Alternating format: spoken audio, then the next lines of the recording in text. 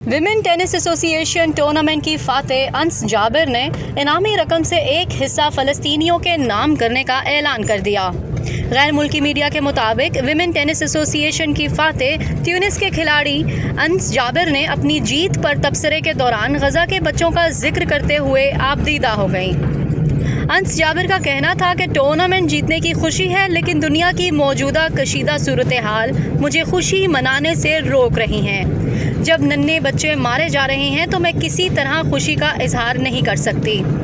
Tennis star का कहना था, इनामी रकम का कुछ हिस्सा तबाही के शिकार फ़लस्तीनियों की मदद के लिए देने का ऐलान करती हूँ। मैं इस जीत पर खुश नहीं हो सकती। ऐसा मैं खेल को सियासी रंग देने के लिए नहीं कर रही, बल्कि इंसानी जज्बे ने मुझे ऐसा करने पर मजबूर किया है। मैं दुनिया में अमन चाहती हूँ। रहे कि गजा में 7 अक्टूबर से जारी इसराइली बर्बरियत के नतीजे में अब तक 8,800 से ज़ायद फ़लस्तीनी शहीद और 23,000 से ज़ायद ज़ख्मी हो चुके हैं। सहयूनी फोर्सेस की बमबारी में शहीद होने वाले फ़लस्तीनियों में आधे से ज़्यादा तादाद बच्चों और ख़वातीन की है।